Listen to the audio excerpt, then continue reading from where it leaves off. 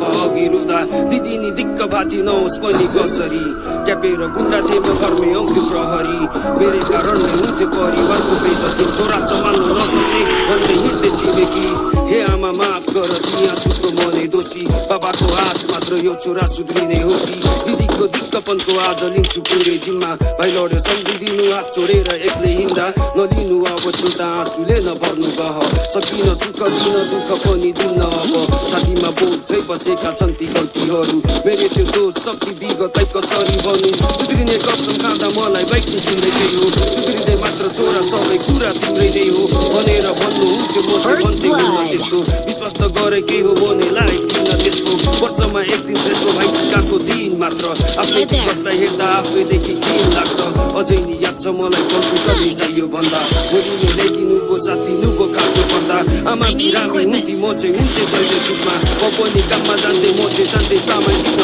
तीहरू कले जान्थे म नि जान्थे पढ्न होइन त्यो बेला यस्तो लाग्थ्यो मोबाइलकै बन्द छैन मेरो बिदा लिँदै आमा झन् बिरामी परिन् म पनि वाक्क भए छोरा पाल्न रहेछ कठिन तीहरूले पढाइसके भाइ अझै नि 12 भइछ ट्यापेको दिदी हुन पनि एकदम गाह्रो रहेछ गुहार्दै सबलाई कोही छ मेरो छोरो मर्न लाग्यो लाउन के गर्ने होला छोरोले त गर्ने त्याग्यो भाइ टिका लाउन पनि भाइलाई खोज्दै हिँड्नु पर्दा माफ गर्नु दिदीहरू दुःख भयो मैले गर्दा छोटबुकी घर आउँदा सिधै जान्थे आफ्नै कोठा भर्याङको रगत देख्दा सोध्नुहुन्थ्यो के पो छोरा केही भएको छैन मलाई बरु तपाईँ जानु उता भनेर एकछिन पछि छोरा छैन हिँड्यो त सम्झिँदा चित्त दुख्छ वर्तमानले विगत दुख्छ तीहरूले भन्ती सधैँ मेरो भाइ हो एक दिन बुझ्छ तर भाइ चौकी पुग्छ बाउनी हुन्छ सुध्रिँदैन चिनो आशा बहिनी राख्थे ममा सुध्रिनेछ थाहा छैन खै के हुन्छ भोलि सायद मर्छु कि म सोचेर बस्दै सधैँ चौकीहरूको भर हुँदैन बाउको रहर हुँदैन छोरोलाई हात उठाउन्न एउटै छोरा होस् मेरो भन्दै खोज्दै आँसु झार्न